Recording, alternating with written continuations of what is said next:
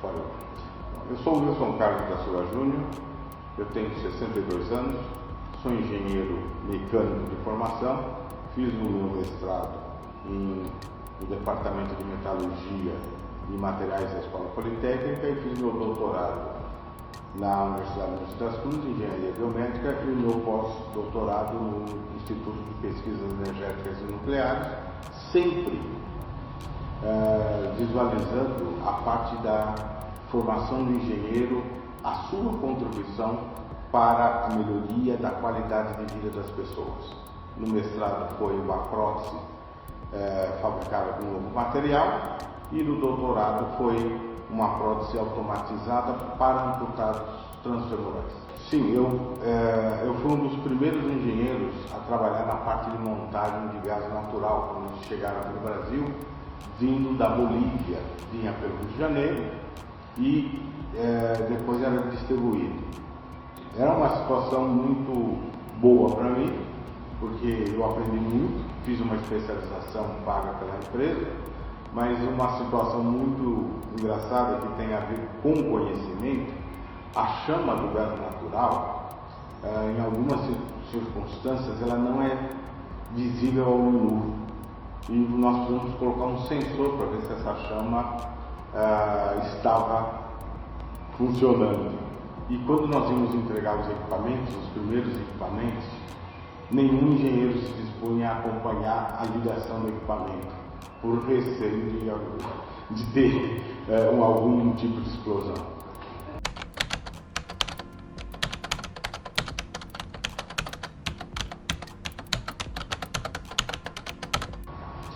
Bom, eu estudei, o ensino da minha época não é igual à divisão do ensino que tem hoje. Antes não existia, que nem nós temos hoje, uma educação infantil, um Fundamental 1, Fundamental 2 e ensino médio. Na minha época nós tínhamos o primário, o ginásio e o colegial. Eu estudei o primário em escola pública, perto das Perdizes, num colégio muito tradicional, Dom Pedro II. Estudei o meu ginásio no Emílio Rigini, na Vila Santa Maria, uma escola pública, e em função do que a minha família já tinha planejado para que eu fizesse no futuro, naquela época nós não tínhamos tanto ensinos técnicos, eu fui para uma escola particular, Liceu Coração de Jesus, salesiano, Dom Bosco, onde eu estudei técnico em eletrônica.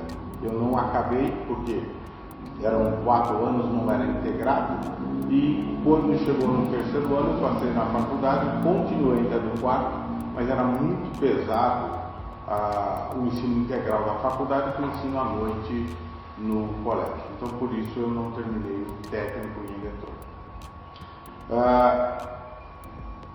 Já olhando a visão que a minha família tinha, eu tenho 2 tios que eram engenheiros mecânicos e trabalhavam na Estrada de Ferro Sorocabana, depois FEPASA e atualmente é a CPTM.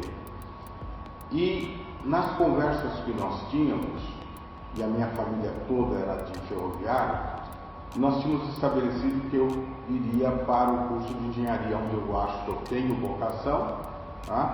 Então, o plano de escolha de estudar técnica eletrônica, porque como havia poucas escolas técnicas, já era uma preparação para o curso de engenharia que eu iria fazer.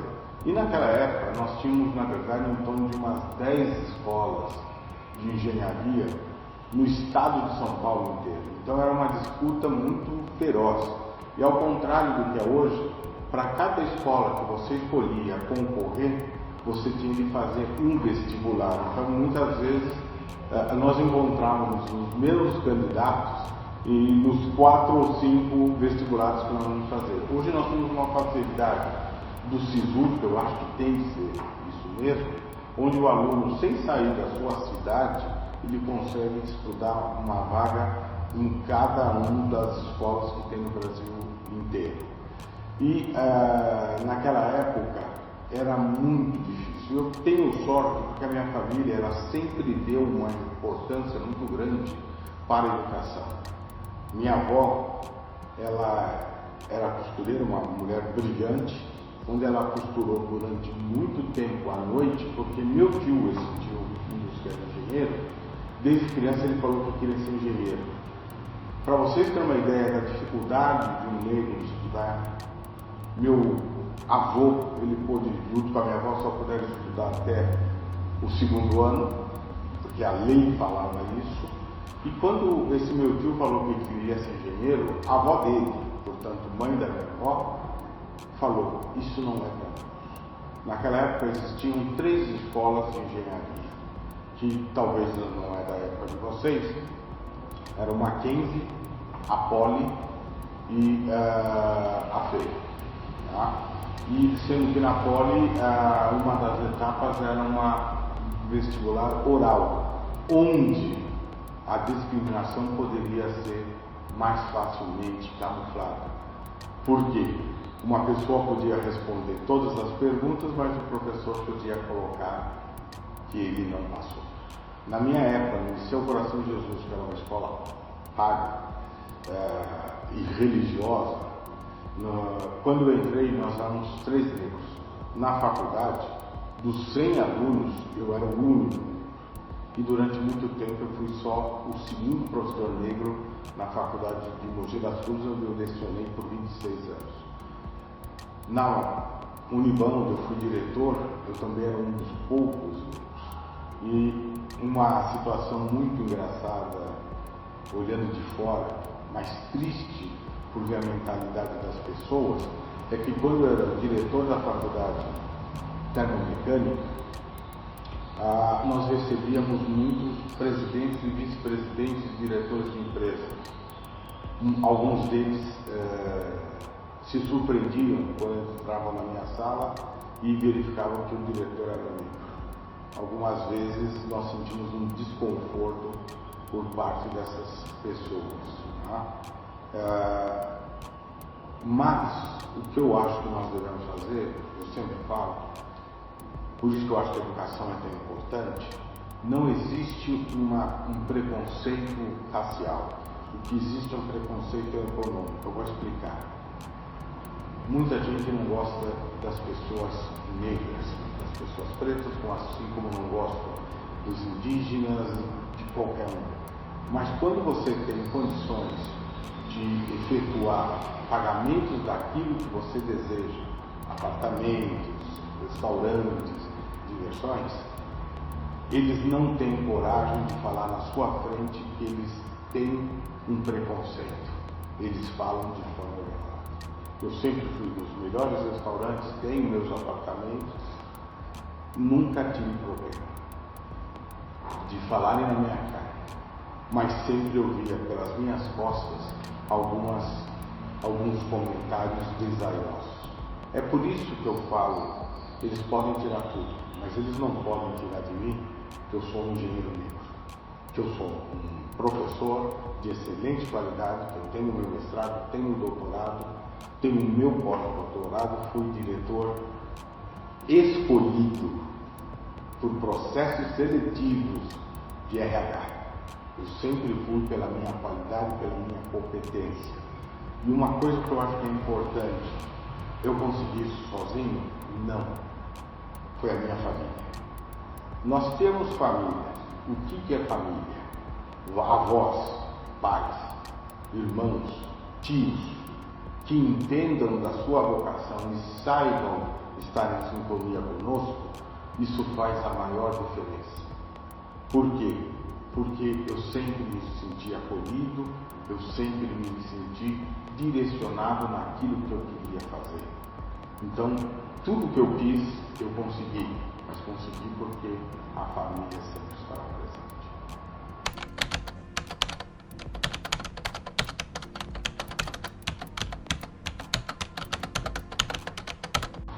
Na minha juventude, para vocês verem a diferença em termos de segurança, eu e o meu irmão mais novo, nós acordávamos muito cedo para jogarmos futebol em campos oficiais. Então o nosso passatempo naquela época era nós participarmos de competições oficiais. Existia um departamento chamado DEF, que não existe hoje, que era da Secretaria de Esportes, onde ele organizava competições amadoras. Nós jogamos contra São Paulo, contra 15 de novembro de Piracicaba. Nós pegávamos o trem às vezes 6 horas da manhã para conseguirmos jogar às 8 horas. E perto de casa nós tínhamos muitos campos de futebol. Então o nosso passatempo preferido era nós jogarmos futebol durante 4, 5 horas seguidas. E aí tem um fato importante, até eu acho, até dizendo como era o pensamento meu e da minha família. Quando eu tinha 18 anos, eu já tinha passado por algumas situações de peneira, que a gente chama hoje de futebol, e eu fui aprovado no Nacional. E aí eu fiquei pensando, eu era muito bom jogador, mas será que eu chegaria a ser um jogador de sucesso? Eu acharia que dependeria da minha sorte. Hoje nós temos, e vemos ainda hoje, quantos jogadores com uma qualidade duvidosa, eles conseguem sucesso por outros motivos. Agora, eu tinha certeza que se eu estudasse eu seria um excelente engenheiro. Então eu preferi deixar aquela minha vontade de ser jogador de futebol, que é um sonho de muitos meninos e meninas hoje, para estudar engenharia, que era uma segurança. Ser bom dependeria de mim.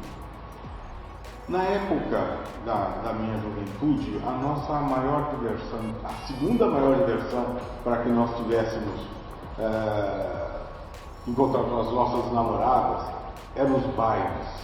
Aconteciam muito os bailes em garagens de casa, ou mesmo em algumas casas. E era muito interessante porque na minha família 3 irmãos dançam muito bem e 3 dançam muito mal.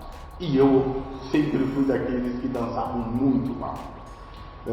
Mas para isso, aí não era mais na minha juventude, eu estava um pouquinho mais velho, eu tinha uma namorada que ela dançava muito bem. E eu achei que era uma injustiça da minha parte não ir dançar só porque eu não sabia. E eu entrei numa escola de dança, paguei para que eu pudesse acompanhar. E aí entra numa coisa que eu acho que hoje acontece muito. As minhas namoradas, elas sempre andavam ao meu lado. Eu olho às vezes hoje na rua, muitas vezes a gente vê o namorado puxando a namorada. Ela nunca está alinhada com ele, ela está sempre atrás. Quando isso acontece, eu sempre falo, algum problema nós temos, tá? Eu sempre pensei, eu penso até hoje, o relacionamento é uma troca igualitária, onde você recebe e você dá alguma coisa de forma igual. O que é forma igual? É ser na mesma intensidade? Não. Ninguém é enganado. Pelo menos é a minha visão. Enquanto eu tiver algo que me motiva e que supre aqueles meus desejos emocionais, eu nunca vou ser enganado. Não importa se seja uma pessoa de recursos econômicos menores, idades diferentes, não importa nada. O importante é que você sinta-se feliz e que você consiga conversar e falar da sua visão de mundo para aquela pessoa. Ela não precisa. O que é beleza? E aí entra um caso que eu vou contar. Quando eu estava no mestrado, eu era apaixonado por uma doutoranda.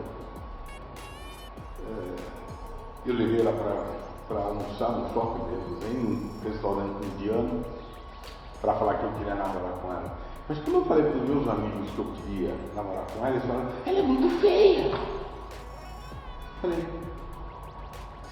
feia para você, mas ela é linda para mim. A beleza subjetiva, ela depende de como você vê. A vantagem é que ela gostava dela. Então ela também se achava bonita. E para mim ela era linda. Tá? Não vamos entrar em detalhes, ela tinha tudo que eu gostava. Tá? Não deu certo. hoje nós somos ainda amigos, e esse é um outro fato importante. Os relacionamentos nem sempre eles são duradouros, mas o que precisa ficar é a amizade, é o coleguismo. Quando um relacionamento, quando termina, a amizade não fica, é porque ele não era um relacionamento de boa qualidade. Os relacionamentos de boa qualidade, você termina, você não quer matar, você não quer xingar, você não quer depreciar aquela pessoa. Você quer falar o seguinte: olha, durante algum tempo eu fui casado com ela, eu fui namorado dela, eu fui noivo dela, tá? E veja as qualidades que ela tinha, ela serviu para mim. Porque quem deprecia uma pessoa com quem ele teve relacionamento, ele está falando que ele também não era uma boa pessoa. Os iguais se procuram. Então, se você se relaciona com uma pessoa de boa índole, de bom caráter, porque você é de boa índole e você é de bom caráter. Quando você deprecia essa pessoa, é porque o seu caráter também é.